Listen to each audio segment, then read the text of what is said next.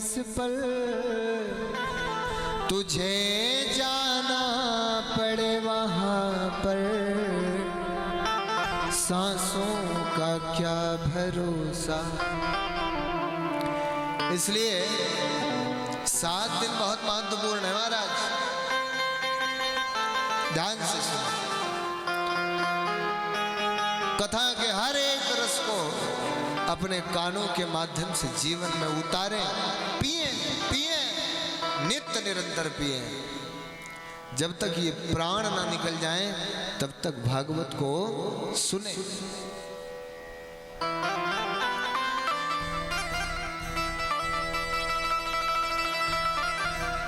आगे कहते हैं, व्यास जी कह रहे हैं, नैमिषारण्य तीर्थ क्षेत्र में 88,000 शौनकादि ऋषि सूत जी महाराज को उच्च आसन पर विराजमान करके प्रणाम करके 6 प्रश्न किए। कितने प्रश्न किए? ये केवल शौनकादि 88,000 ऋषियों के प्रश्न नहीं है, ये हम सभी के प्रश्न हैं। 6 प्रश्न क्या किए? किम श्रेय शास्त्र सारक स्ववतार प्रयोजनम, किम कर्मा केवतारास्य धर्मकम शरणम गता। 6 प्रश्न ध्यान से सुनिएगा। ये 6 दिन की कथा अब शेष है ना, आज को मिलाकर 6 दिन की कथा शेष है। इन 6 दिनों में इन 6 प्रश्नों को मैं कभी भी पूछ सकता हूं, इसलिए आप सभी लोग ध्यान पूर्वक सुनिएगा। शौनकादि 88,000 ऋषियों ने सूत जी से 6 प्रश्न किए। कौन से 6 प्रश्न? किम श्रेय, मानव का कल्याण कैसे हो। ये हमारा सभी का भी प्रश्न यही है कि हमारा कल्याण कैसे हो। मानव मात्र के लिए कल्याणकारी साधन कौन सा है, मानव मात्र का कल्याण कैसे हो, पहला प्रश्न।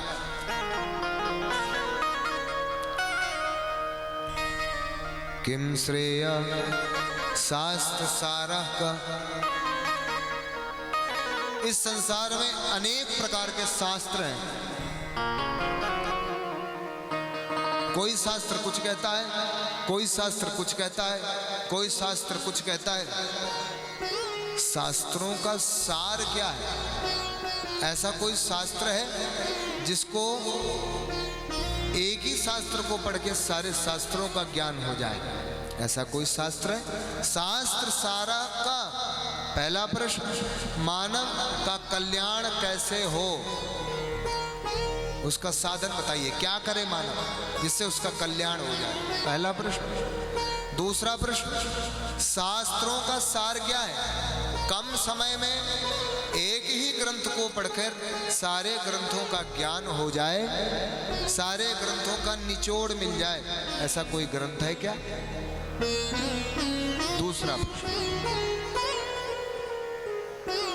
तीसरा प्रश्न करते हैं, किम श्रेय शास्त्र सारा का स्ववतार प्रयोजनम। भगवान इस धराधाम पर आते हैं अवतार लेकर, तो उनके अवतार लेने का क्या कारण है? मैंने तो ये सुना है कि भृगुटी विलास सृष्टि लय हो, केवल भृगुटी हिलाने, ऐसे भौं ऊपर करने मात्र से ही सारे सृष्टि समाप्त हो सकती है। तो ऐसे राम जी रावण को मारने के लिए इस धराधाम पर क्यों आए?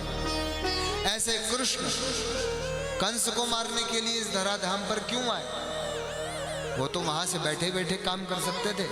अवतार लेने का क्या कारण बना, क्या प्रयोजन बना? तीसरा प्रश्न समझ में आए? याद है 3 प्रश्न? जब पूछा याद है 3 प्रश्न तो सब शांत बैठ गए। 3 प्रश्न। परीक्षित जी आप सावधान रहिए, कथा आपके निमित्त चल रही है। 3 प्रश्न याद रखिएगा। क्या करने से मानव का कल्याण होगा? पहला प्रश्न। क्या पढ़ने से सभी शास्त्रों का ज्ञान हो जाएगा? दूसरा। तीसरा, भगवान इस धराधाम पर अवतार लेते हैं तो क्या कारण है इस धराधाम पर अवतार लेते हैं? भाई उनके हंसने, रोने और केवल क्रोध, आंखें दिखाने मात्र से सृष्टि का विलय हो सकता है, सृष्टि की उत्पत्ति हो सकती है। ऐसे भगवान इस धराधाम पर अवतार क्यों लेते हैं? रावण कंस जैसे दुष्ट को मारने के लिए अवतार लेने का क्या कारण बना? 3 प्रश्न। चौथा प्रश्न, किम कर्मा, मानव को करना क्या चाहिए? पहला प्रश्न तो था कि ऐसा क्या करे जिससे उसका कल्याण हो।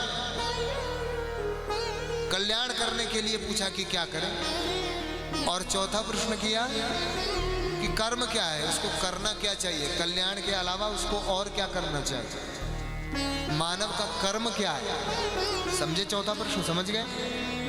5वां प्रश्न, भगवान ने इस धराधाम पर अवतार लिया है तो मुख्यतः कितने अवतार हुए? भगवान ने इस पृथ्वी पर कितने अवतार लिए? 5वां प्रश्न याद है? इसलिए मैं कह रहा था कि जो लोग पहली बार कथा सुन रहे हैं वो कॉपी पेन लेकर बैठे हैं। अभी अगर पिक्चर का एक डायलॉग याद करना हो, 3 घंटे की पूरी स्टोरी कथा उसकी पिक्चर की सुन लो, एक एक पॉइंट ऐसे बम फेंको, सब बताएगा एक्शन करके। और 3 घंटे की कथा में 15 मिनट की कथा कोई नहीं सुना पाएगा।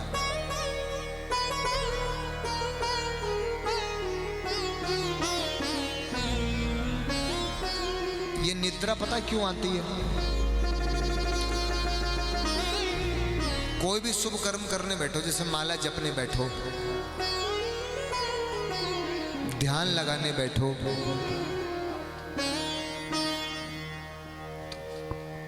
ध्यान लगाने बैठो, माला जपने बैठो, भागवत सुनने बैठो, कीर्तन करने बैठो,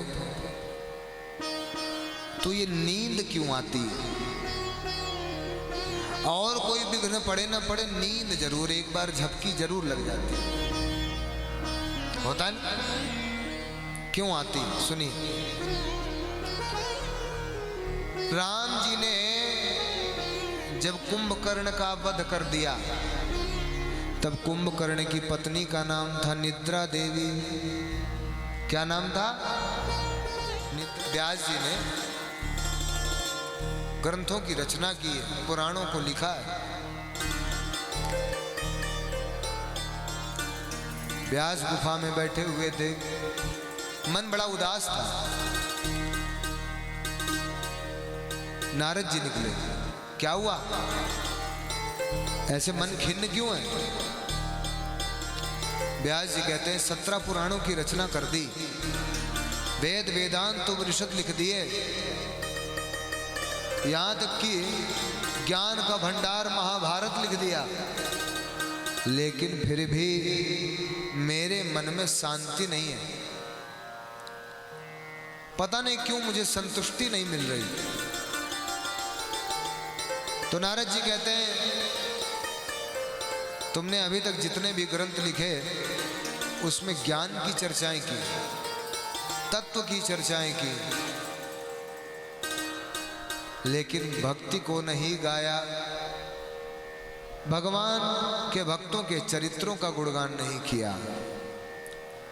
और जब तक भगवान के गुणगान को ना गाया जाए तब तक किया हुआ कोई भी कर्म पूरा नहीं होता।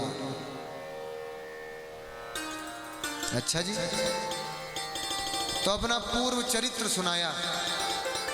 बोले मैं दासी पुत्र था, छोटा सा था, मेरी माँ ब्राह्मणों के घर में झाड़ू पोछा करने जाया करती थी। नारद जी सुना रहे हैं, पूर्व जन्म में दासी पुत्र था, मेरी माँ झाड़ू पोछा करने के लिए जाया करती थी। एक दिन की बात है, गांव में चातुर्मास 4 महीने के लिए कुछ साधु संत आ गए। डेरा जमाया उन्होंने, अपना कुटिया लगाई सभी ने, और सब भगवान का चिंतन करते, भोजन बनाते, खाते, कीर्तन करते, कथा भागवत प्रवचन करते और आनंद लेते। मैं छोटा सा दासी पुत्र, माँ चली जाती घरों में काम करने के लिए, तो मैं अकेला रहता। एक दिन संकीर्तन की आवाज आई तो मैं भी चला गया। साधु संतों के बीच में जब मध्य में बैठा तो इतना आनंद आया कि जाने का मन नहीं करा। फिर क्या था, डेली एक नियम बन गया, माँ जाती झाड़ू पोंछा करने के लिए और मैं जाता भजन करने के लिए, साधु संतों की सेवा करता। और तो और जब साधु संत भोजन करके उठ जाते तो उच्छिष्ट उनका जूठा उनसे मांगता नहीं, उनकी पत्तल में जो दाने बच जाते उन दानों को एक पत्ते पर इकट्ठा करता, और जो पत्तल पर सारी पत्तलों को मिलाकर जो जूठन इकट्ठा होती उसको मैं खाया करता था। अब सुनो, शास्त्र कहता है कि नोच्छिष्टम कस्यचित् दद्यात्, अपना उच्छिष्ट भोजन किसी को देना नहीं चाहिए, अपना जूठा। ध्यान से सुनिए, आजकल ये बड़ा प्रचलन है, न जाने किसने पढ़ा दिया कि जूठा खाने से प्यार बढ़ता है।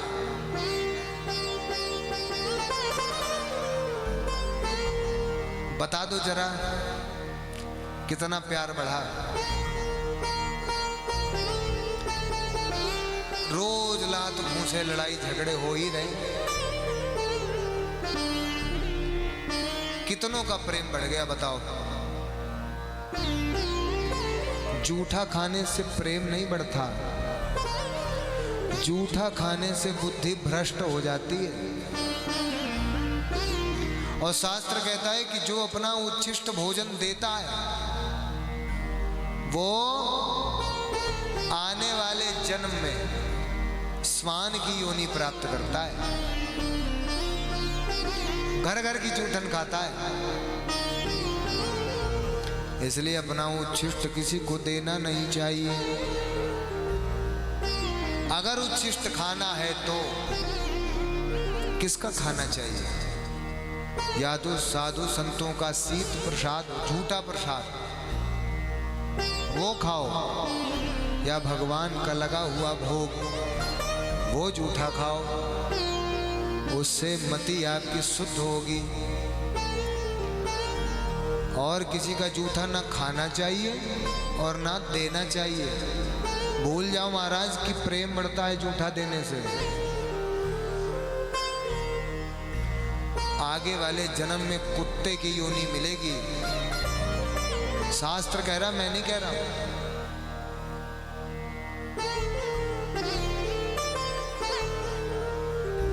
तो नारद जी कह रहे हैं कि मैंने संतों का उच्छिष्ट भोजन किया और उसका प्रभाव क्या हुआ कि मेरे अंदर भक्ति जागृत हो गई। संतों की जूठन खा के मैं भक्त बन गया। कब 4 महीने बीत गए पता ही नहीं चला। एक दिन की बात है, मैं घर से, माँ जब चली गई ब्राह्मणों के घर का काम करने के लिए, तो मैं अकेला था। साधु संतों की तरफ जब चला तो देखा कि सब तंबू टेंट उखड़ गए, कोई नहीं। कहाँ गए सब? पता चला कि उनका चातुर्मास पूर्ण हो चुका है और इसी रास्ते से वो तीर्थ यात्रा में निकल गए।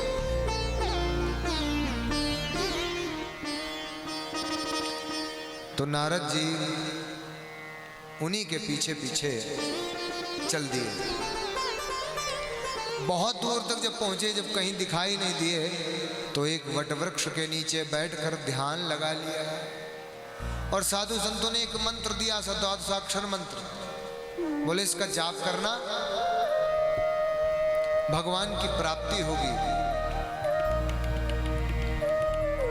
तो जो साधु संतों ने जो मंत्र दिया था, उसी मंत्र का जाप वटवृक्ष के नीचे बैठकर करने लग गए। समाधि लगाइए, आंखें बंद जब की, तब आंखें बंद करते हुए नारायण दिखाई दिया और एक बार स्वरूप दिखाई दिया, अगले ही क्षण वो स्वरूप गायब हो गया। आंखें खुली, छटपटाने लग गए कि जिसको नेत्र बंद करके देखा था वो सामने क्यों नहीं है, सामने से दर्शन क्यों नहीं हो रहा। दोबारा आंखें बंद की, बहुत बार प्रयास किया, लेकिन दोबारा स्वरूप का दर्शन नहीं हुआ। आकाशवाणी हुई कि तुम मन खिन्न मत करो,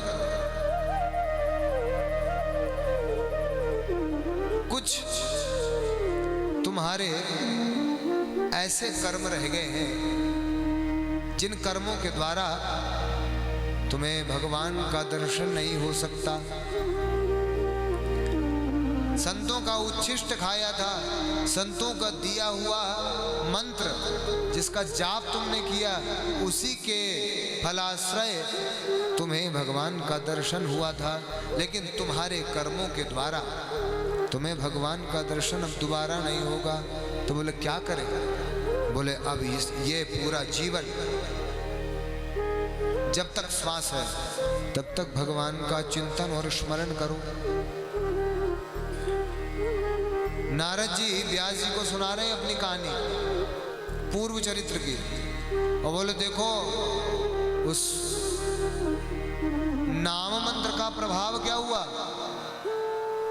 कि आज मैं ब्रह्मा का पुत्र बनकर आया और स्वयं भगवान ने देवदत्ताम इमाम वीणाम, देवदत्त नाम की वीणा मुझे दी है और कहा है कि जाओ, कोई भी ऐसा लोक नहीं है जिस लोक में तुम्हारा अनादर हो, हर जगह छूट है, हर जगह एंट्री है, जाओ। बोला काम क्या है? बोला ये लो वीणा और नारायण नारायण गाते रहना, मेरे नाम का गान करो।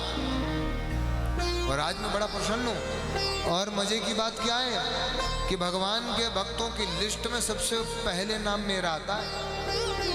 अच्छा जी, इसीलिए ग्रंथों की रचना तो आपने की व्यास जी, लेकिन आपने अभी तक भगवान के गुणानुवादों को नहीं गाया, भगवान के भक्तों की कथा नहीं कही। इसलिए आप मेरे कहने से एक ग्रंथ की रचना और करो। अच्छा, कौन से ग्रंथ की रचना? बोले एक ग्रंथ है जिसका नाम है श्रीमद् भागवतम। ये भगवान के मुख से ही निकली है। भगवान नारायण ने मेरे पिताजी ब्रह्मा को सुनाया था, ब्रह्मा जी ने मुझे सुनाया है। नारद जी कहते हैं कि आज मैं तुम्हें सुना रहा हूं। चतुश्लोकी भागवत का ज्ञान कराया, चतुश्लोकी भागवत सुनाई और उसी चतुश्लोकी 4 श्लोक की भागवत सुनाई। और भागवत के पहले दिन मैंने आपको बताया था, प्रथम दिवस निवेदन किया था कि भागवत में कितने अध्याय हैं? 335, 18,000 श्लोक हैं। और अभी कितने श्लोकों की कथा सुनाई? नारद जी ने व्यास जी को जो कथा सुनाई भागवत की, वो कितने श्लोकों की थी? व्यास शब्द का मतलब ही होता है व्यास विस्तारणे, जो फैलाए उसे व्यास कहते हैं। जो चीज को फैला दे उसको व्यास कहते हैं। तो 4 श्लोकों को फैलाकर 18,000 श्लोक बना दिए।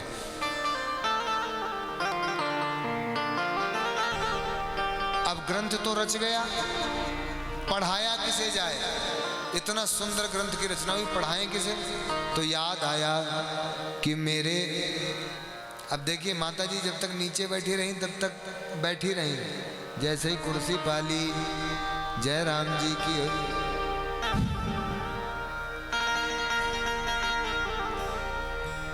सोइए नहीं माता जी। मैं आप सभी को जगाने आया हूं, मैं आप सभी को, और आप सभी सो रहे हैं। जागो जागो, नहीं तो अब आपने देखा होगा एक मोहल्ले में एक चौकीदार लगाया जाता है ना। नेपाली होता है ना, नेपाली, उनको वो लगाया जाता है चौकीदार। पूरे मोहल्ले का एक चौकीदार होता है। उसका रात में काम क्या होता है, डंडा पटकता है। सोते सब रहते हैं लेकिन वो कहता है जागते रहो, ऐसा मत सो कि चोर आए तुम्हारा सब चुरा ले जाए, तुम्हें पता भी ना चले। तो सो तो सही लेकिन जागृत अवस्था में सो, जागते रहो। वही मैं भी कर रहा हूं भैया, जागो जागो, अभी नहीं जागे तो कभी नहीं जाग पाओगे। और अगर यहां भी आकर सोते रहे तो जो माया के चोर हैं,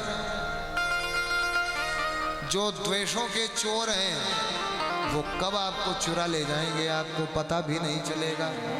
इसलिए तस्मात् जागृति जागृति, जागो जागो, सो मत सो मत, जागो जागो जागो देवता जागो, जागो मोहन प्यारे जागो।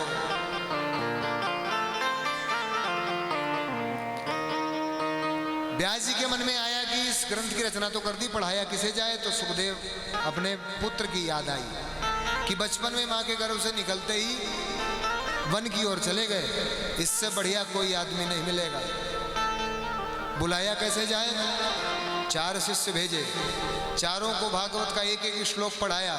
बोले जाओ इसी वन में चले जाओ और चारों श्लोकों का गान करना। निश्चित है जिस दिन ये श्लोक सुखदेव के कान में पड़ेंगे वो दौड़ा दौड़ा चला आएगा। 4 श्लोक अपने शिष्यों को याद कराकर व्यास जी ने भेज दिया। अब चारों शिष्य जंगल में गान करते हुए घूम रहे हैं। जैसे ही सुखदेव भगवान के कान में पड़ा, 1 मंत्र, 2 मंत्र, 3 मंत्र, अब तो रुका ही नहीं गया। दौड़ कर आए, पूछा भैया ये कौन से मंत्र हैं, ये कहाँ से श्लोक गा रहे हो, ये कहाँ से सीख कर आए हो। बोले ये आपके पिताजी ने ही लिखा है। पिताजी वो आपको बुला रहे हैं, वो ये लिखा हुआ ग्रंथ आपको पढ़ाना चाहते हैं, चलो। सुखदेव जी आए, पिता को प्रणाम किया और संपूर्ण भागवत का ज्ञान व्यास जी ने सुखदेव भगवान को सुनाया है। बोले श्रीमद् भागवत महापुराण की जय। तो सूत जी कहते हैं यही भागवत सुखदेव जी के मुख से परीक्षित ने भी सुनी। अच्छा, परीक्षित ने सुनी। परीक्षित तो चक्रवर्ती सम्राट थे, पूरी पृथ्वी पर उनका राज्य शासन था। इतना बड़ा राजा, भागवत सुनने का क्या मतलब है, क्या कारण पड़ गया कि उनको भागवत सुननी पड़ी, जरा विस्तार पूर्वक बताएं। तो यहीं से महाभारत की कथा प्रारंभ होती है।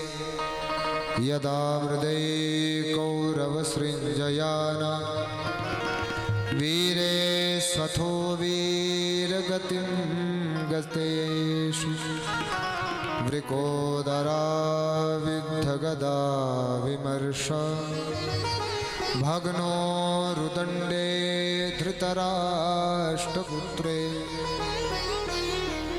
ये उस समय की बात है जब भीम के द्वारा दुर्योधन की जंघा को तोड़ दिया गया है और भीम दुर्योधन को घायल करके अपने क्षेत्र में लौट आए।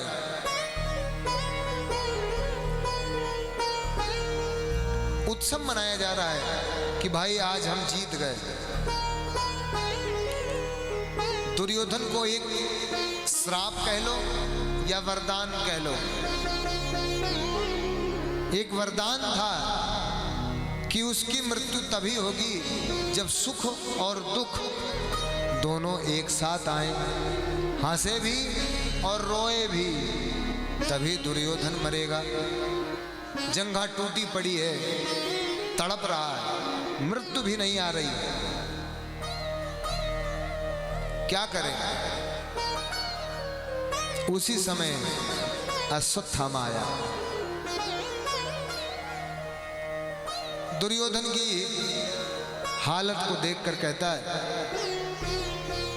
मैं तुमसे पहले ही कह रहा था, महाभारत का जब युद्ध चल रहा था तो मैंने तुमसे पहले ही कहा था कि मुझे सेनापति नियुक्त कर दो, लेकिन तुमने ऐसे लोगों को सेनापति नियुक्त किया कि वो शरीर से तो हमारे साथ थे लेकिन मन से पांडवों की तरफ थे,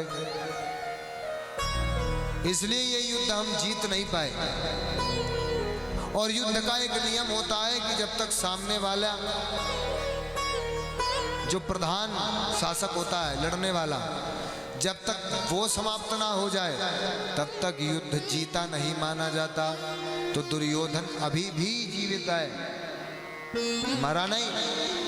अश्वत्थामा कहता है कि अभी तुम मरे नहीं, तुम जीवित हो, तुम चाहो तो दोबारा युद्ध हम शुरू कर सकते हैं।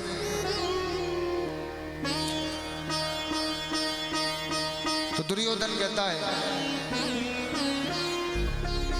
हम 100 भाई होकर भी जीवित नहीं बचे, लेकिन उन 5 पांडवों का बाल बांका तक नहीं हुआ। अगर मेरे मरने से पहले 5 पांडवों का कोई एक भी अमंगलकारी कृत्य में मर जाता तो कम से कम अंतिम समय पर मुझे संतुष्टि होती। क्या चाहते हो? किसी एक की मृत्यु चाहते हो? अभी भी समय है, तुम अपने रक्त से मेरा टीका करो। अश्वत्थामा कह रहा है, अपने रक्त से मेरा टीका करो, मैं निश्चित गारंटी देता हूं, एक नहीं 5 पांडवों का सर तुम्हारी झोली में लाकर डाल दूंगा। अच्छा, तुरंत अपने रक्त से अश्वत्थामा का तिलक कर दिया।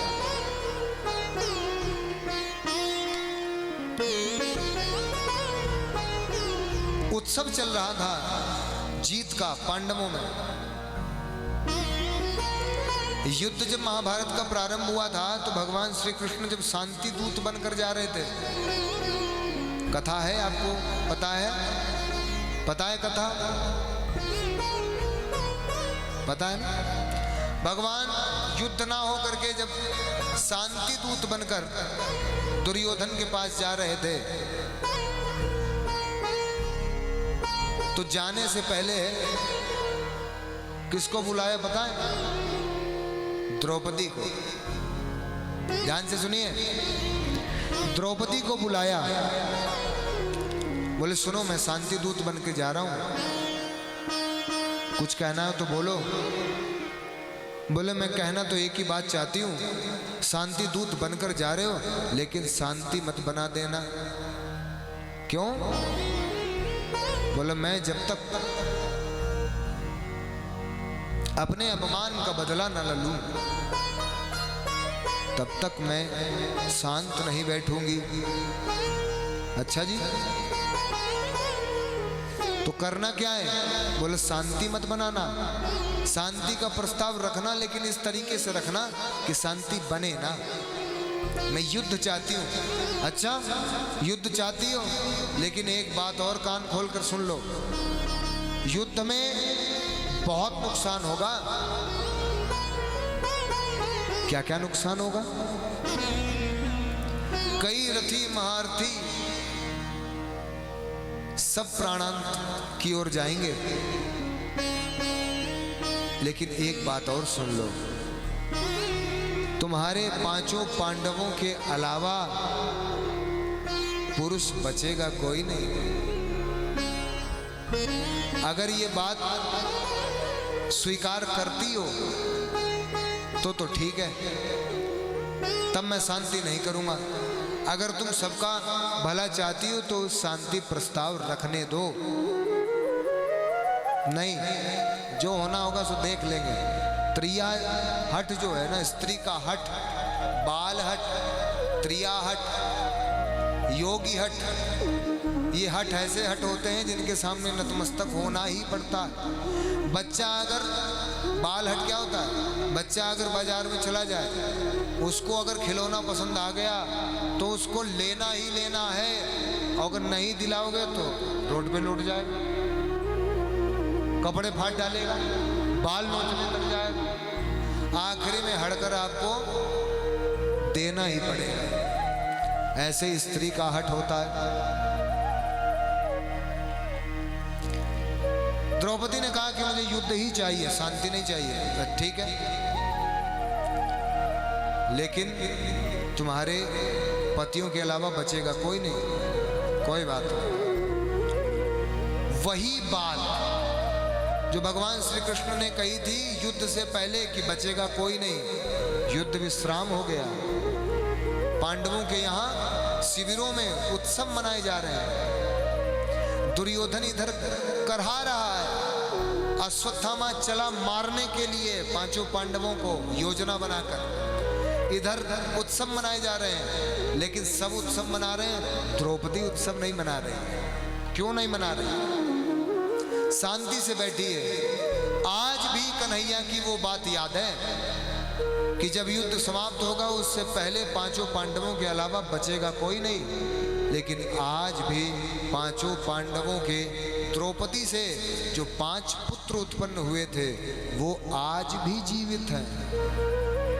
बस उन्हीं की चिंता लगी है कि कन्हैया ने बोला था कि पांचों पतियों के अलावा बचेगा कोई नहीं, लेकिन आज भी मेरे पुत्र जीवित हैं।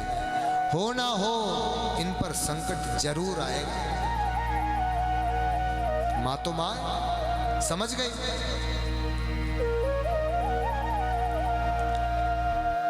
अश्वत्थामा ने क्या विचार किया?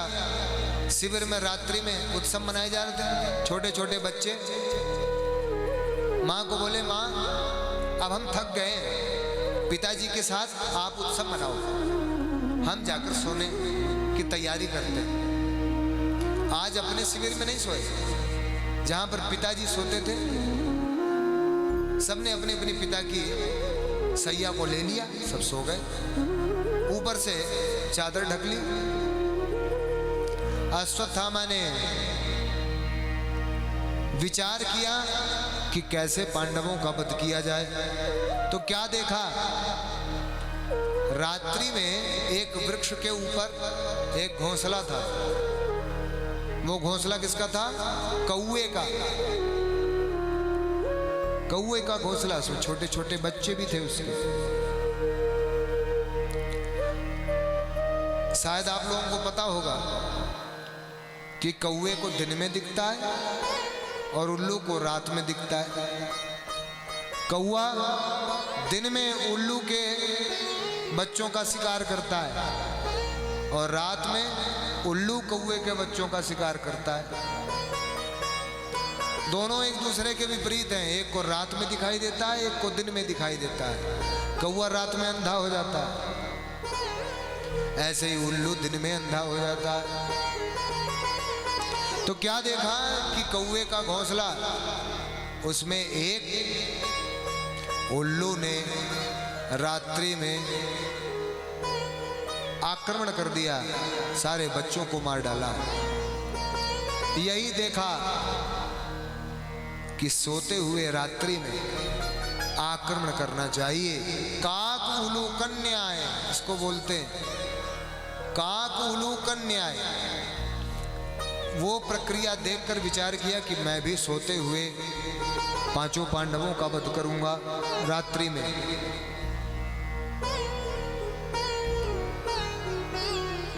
शिविर में पहुंचा, देखा कि सो रहे हैं। विचार किया कि ये पांचों पांडव हैं। सभी का सर धड़ से अलग करके ले आया, एक पोटली बनाई और पोटली बनाकर लेकर आया और जाकर दुर्योधन की गोद में पटक दिया। बोले सुनो, तुम एक की बात कर रहे थे ना, मैं 5 लेकर आ गया। कहो आया मजा? पहले ही तुमसे मैं कह रहा था कि मुझे सेनापति बना दो, नहीं बनाया। और जैसे ही तुमने बनाया, देखो मैं 5 पांडवों का सर ले आया। दुर्योधन को सबसे ज्यादा दुश्मनी किससे थी? भीम से। बोले अच्छा, अगर तू 5 पांडवों का सर लेकर ही आ गया तो एक काम कर, भीम का सर मुझे ला कर दे। रात्रि थी, रात्रि में भीम का सर दिखाई ना दिया। तो जैसे ही भीम का स्वरूप था, वैसे ही उसके बालक का भी स्वरूप था। सर उठाया, ऐसे बाल पकड़ के दुर्योधन को दे दिया। दुर्योधन ने गेंद की तरह उछाला और एक तरफ हथेली पर सर को रखा, दूसरी हथेली ऊपर से ऐसे दबाई।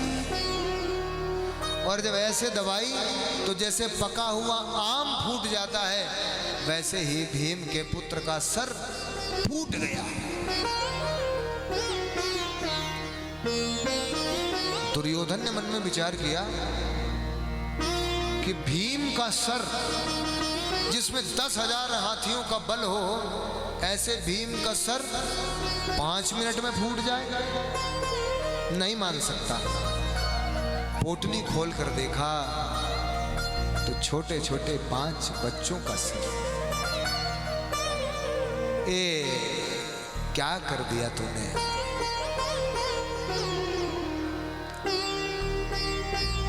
यही तो थे जो हमारे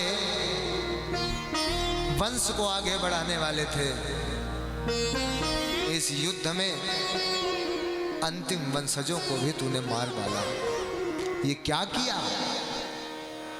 अरे मैंने तो तुझसे 5 पांडवों का सर लाने को बोला था, तूने बच्चों का वध कर दिया। वरदान क्या मिला था दुर्योधन को कि सुख और दुख दोनों एक साथ आएंगे तो मृत्यु होगी।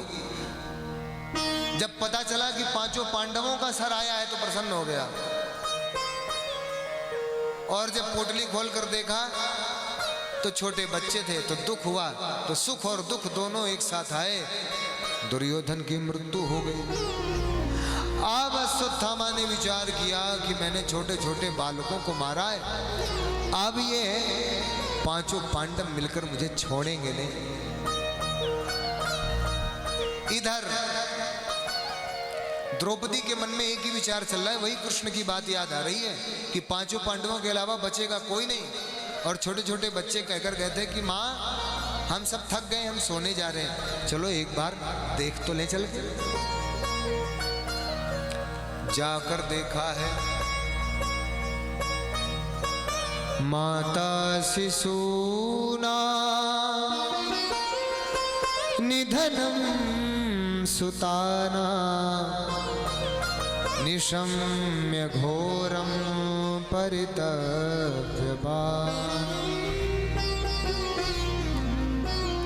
बिलखने लग गई, रोने लग गई। अरे दुष्ट, जिसने भी ये कृत्य किया है बहुत ही निंदनीय, दंड का भागी है। बाल खोल लिए, केश खोलकर और रोने लग गई। धृष्टद्युम्न के द्वारा पता चला कि अश्वत्थामा आया था, उसी ने ही ये काम किया है। जैसे ही पांडवों को पता चला तो अर्जुन ने अपना गांडीव तैयार किया, भीम ने अपनी गदा उठा ली। अर्जुन प्रतिज्ञा करते हैं कि चिंता मत कर, तेरे केशों को जब तक उसके रक्त से धो ना दूं तब तक इन केशों को बांधना मत। मैं प्रतिज्ञा देता हूं कि उसके रक्त से तेरे बालों को धोऊंगा। चल दिए, अश्वत्थामा को घसीट कर लाए, पकड़ लिया, घसीट कर लाए। पूरी भरी सभा में जो माता रो रही थी, अब वही माता क्या कह रही है? मुच्यता मुच्यता मेष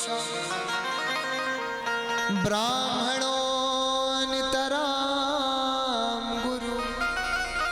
छोड़ दो इसको। अरे इसको क्यों मार रहे हो?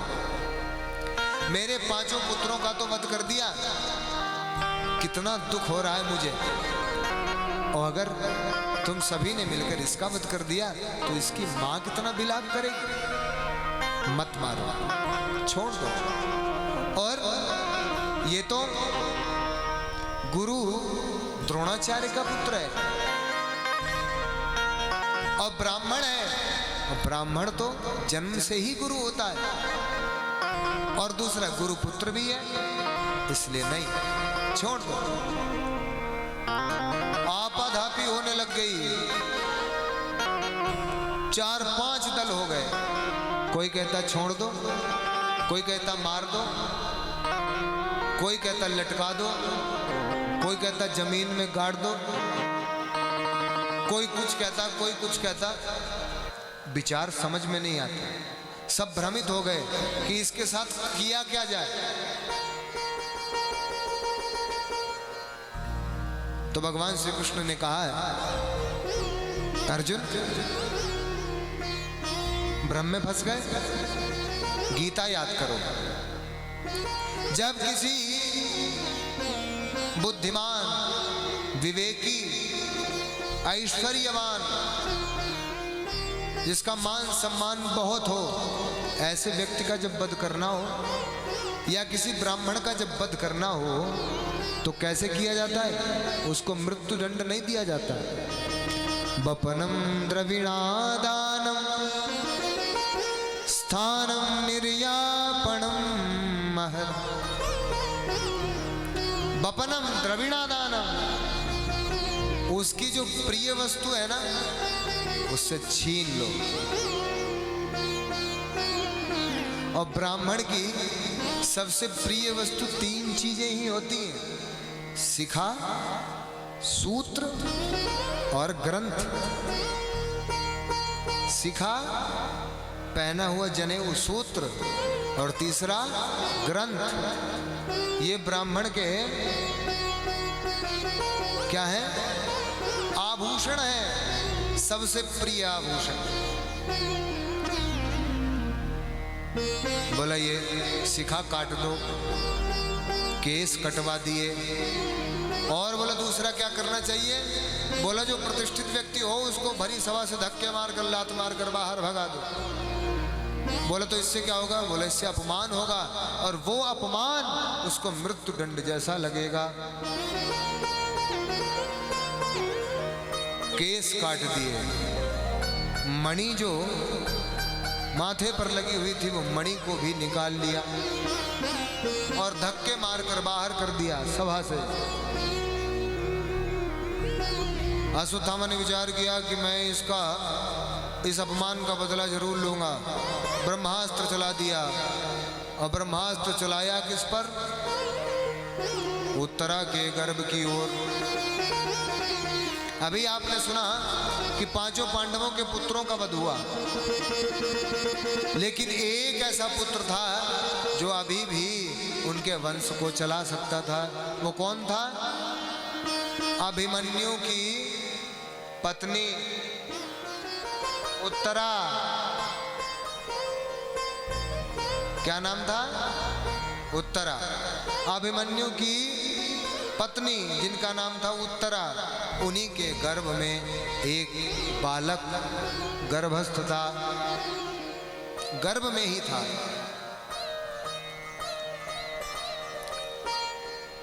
चला दिया, ब्रह्मास्त्र चलाए उत्तरा की गर्भ की तरफ। इधर भगवान द्वारिकाधीश आज कह रहे हैं सभी पांडवों से कि अनुमति दो, अब मैं द्वारिका जाना चाहता हूं, तुम्हारे सब दुख दूर हो गए, अब एक काम करो, अनुमति दो, मैं जाना चाहता हूं। बस इतनी ही बात कही थी कि उत्तरा दौड़ती दौड़ती चली आई।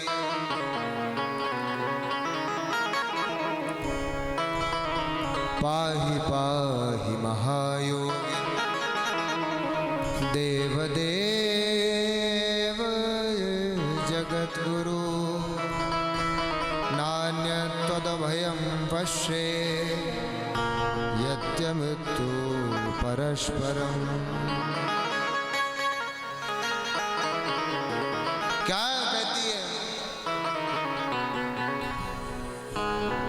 कि मुझे बचा लो,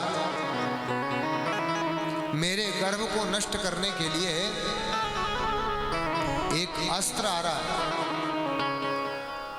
नारायण के द्वारिकाधीश के चरणों में जाकर गिर गई।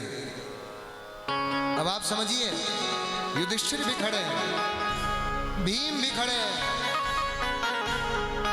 नकुल सहदेव अर्जुन भी खड़े हैं, लेकिन किसी के पास नहीं जाती। किसके पास गई? द्वारिकाधीश के पास, भगवान कृष्ण के पास। क्यों? कहती है कि मैं इसलिए इनके पास नहीं गई क्योंकि ये तो सब पहले ही भय से मुक्त दिखाई दे रहे, भय से युक्त दिखाई दे रहे हैं। आप ही हैं जो भय से मुक्त कर सकते हैं। भगवान ने उत्तरा के गर्भ की रक्षा की। यही वो एक स्त्री है जिसने गर्भ से भगवान को जन्म दिया। भगवान कभी किसी के गर्भ में नहीं आए, लेकिन उत्तरा के गर्भ में, उत्तरा के संतान की रक्षा करने के लिए भगवान उत्तरा के गर्भ में प्रविष्ट हुए, गर्भ की रक्षा की। जाने का समय हुआ, सभी से बोला कि कुछ मांगना चाहते हो? मांग लो भैया, सब लोग अपना अपना जो कुछ मांगना चाहते हो। सबने अपनी बुद्धि और मति के अनुसार कुछ ना कुछ मांगा, लेकिन धन्य तो वो कुंती है। क्या मांगा सुनिए, जो कोई नहीं मांगता वो माता कुंती ने मांगा।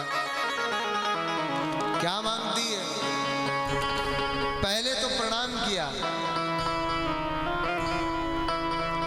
क्या कहती है?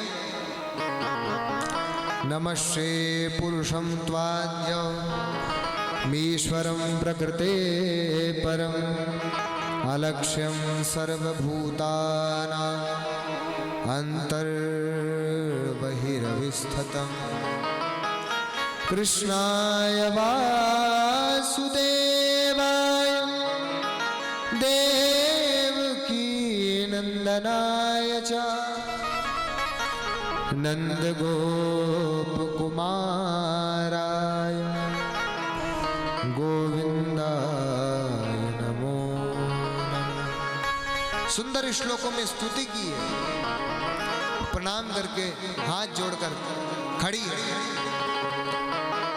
स्तुति, सुंदर स्तुति सुनकर भगवान द्वारिकाधीश प्रसन्न हुए। बुआ, मुझे लगता है कि कुछ आज विशेष चाहिए, तभी इतनी सुंदर स्तुति हो रही है। बोला हाँ, आज कुछ विशेष ही चाहिए। क्या चाहिए? क्या मांगती है? विपदा सन्तु न शश्वत तत्र तत्र जगद्गुरु भवतो दर्शनं यस्या न पुनर्भवदर्शनम्। विपत्ति चाहिए। आज के टाइम पर कोई दुख मांगेगा? बताओ, कोई ऐसा है जिसको भगवान से दुख चाहिए? हाथ खड़ा करो। सुख किसको किसको चाहिए? सब खड़ा करेंगे। दुख चाहिए होगा तो कोई नहीं खड़ा करेगा हाथ। लेकिन जो किसी को नहीं चाहिए, आज वो माता कुंती भगवान से मांग रही है कि मुझे दुख दो, पग पग पर विपत्तियां आती रहें और तेरा दर्शन हमें मिलता रहे। सुनिए, विपत्ति वास्तविकता में सबसे बड़ा दुख क्या है? सुनिए, संसार का सबसे बड़ा दुख क्या है? विपदो नैव विपदा संपदो नैव संपदा विपद विस्मरणं विष्णो संपद नारायण स्मृते। सबसे बड़ा दुख क्या है? सुनिए, भगवान को भूल जाना ही सबसे बड़ा दुख है, और भगवान की याद बनी रहे यही सबसे बड़ा सुख है। सुख के माथे सिल पड़ो जो हरि ही अते जा, अरे बलिहारी व दुख की जो पल पल नाम रटाए।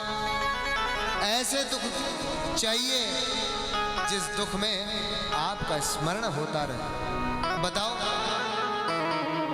इतने दिनों से मैं दुखी तो झेल रही हूं, और जब तक दुख रहा तब तक तू हमारे साथ रहा, और आज राज्य शासन मिल गया, महाभारत हमने जीत लिया, और आज सब कुछ जब सुंदर हो गया, यश वैभव और सुख से हम संपन्न हो गए, तो तू मुझे छोड़कर जा रहा है।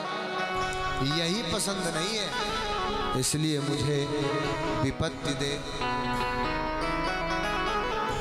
क्या सुंदर भाव!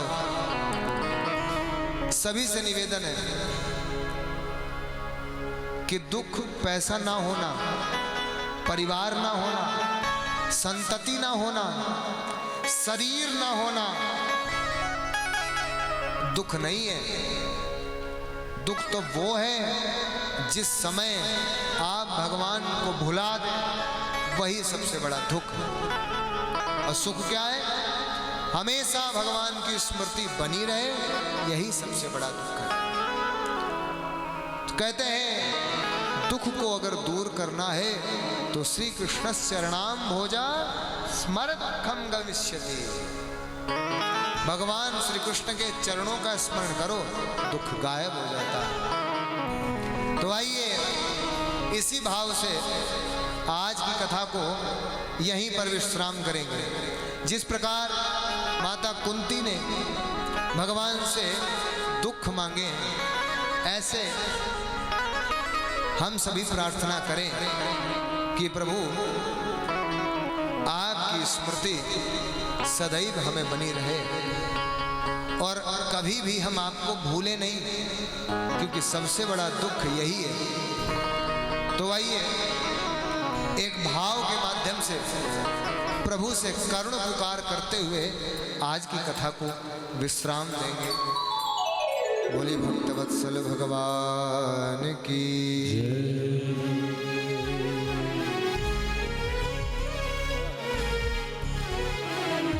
देख रहे हो तुम, कौन देख रहा है? कोई और नहीं देख रहा है। आप अगर किसी को अपना दुख बताएंगे तो या तो मजे लेंगे या आपके दुख को और बढ़ा देंगे। दुख की निवृत्ति कोई नहीं कर सकता, केवल परमात्मा के। देख रहे हो तुम मेरे दुखड़े सारे, कब दर्शन दोगे मेरी आँखों के तारे, मेरी आँखों के तारे। अधर पे मुरली है, कांधे पे कांवरिया। अधर पे मुरली है, कांधे पे कांवरिया। सब दुख दूर हुए जब तेरा नाम लिया।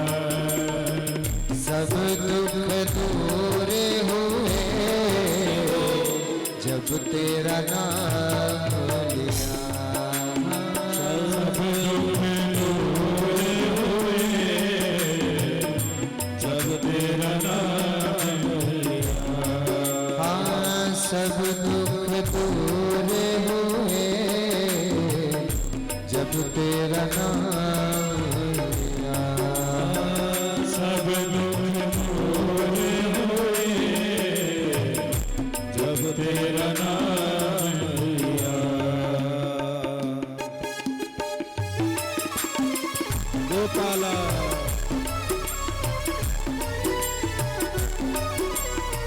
मीठी मीठी तालियों की सेवा करते हुए सभी लोग प्रेम से गाएं। बोल द्वारकाधीश भगवान की।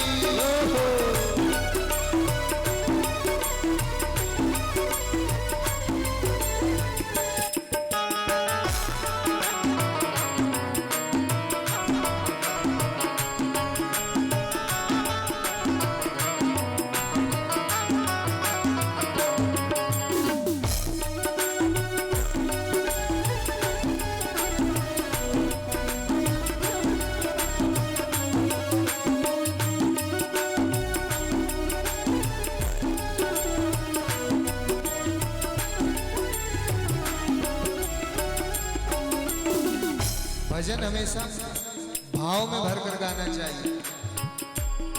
भाव का भूखा हूं मैं, आपके पैसे, आपके धन दौलत, आपके ऐश्वर्य की चाह भगवान को नहीं है। क्या चाहते हैं? भाव का भूखा हूं मैं, ओ भाव ही एक सार है। भाव से भजले मुझे तो भव से बेड़ा पार है।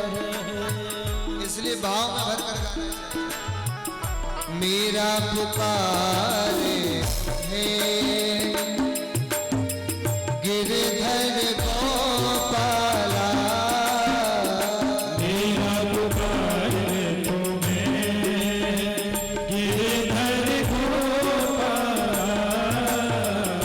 बन गया इसका हरा प्याला, बन गया विष का भरा प्याला, इसका भरा प्याला। कौन मिटाए उसे जिसे तूने राख लिया, कौन मिटाए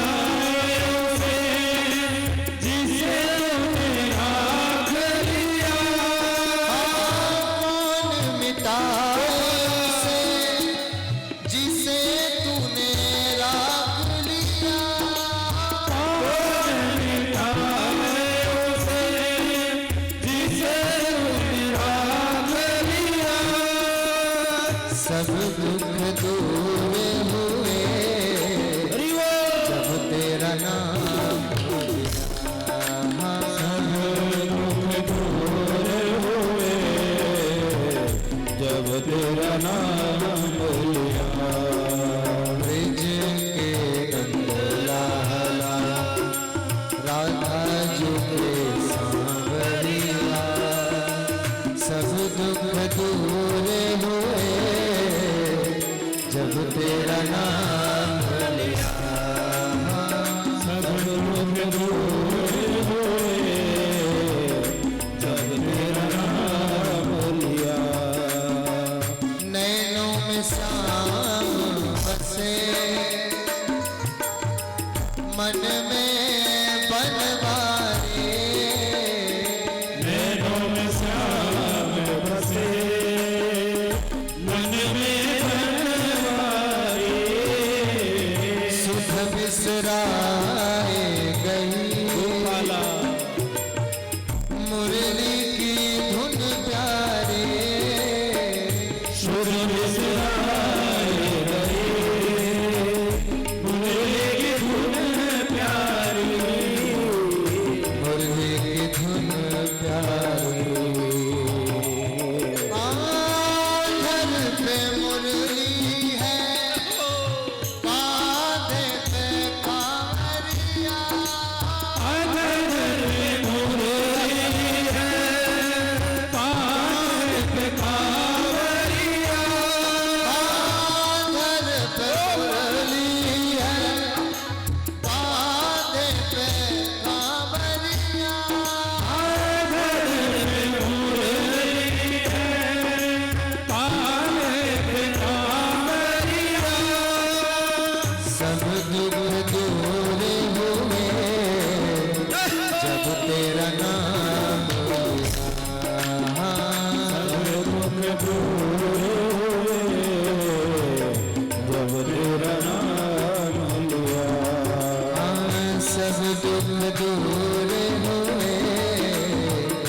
जब तेरा नाम लिया, सब दुख दूर होए जब तेरा नाम लिया। मेरे दुखड़े सारे कब दर्शन दोगे मेरी आँखों के तारे, कब दर्शन होए मेरी आँखों के तारे। अब दर्शन दे दो मेरी आँखों के तारे, अब दर्शन दे दो मेरी आँखों के तारे। मेरी आँखों के तारे। ओ मेरे मन मंदिर में रास रचाओ रसिया, ओ मेरे मंदिर में रास रचाओ रसिया। मेरे मन मंदिर में रास रचाओ रसिया, मंदिर में रास रचाओ रसिया। सब दुख दूर हुए जब तेरा नाम लिया,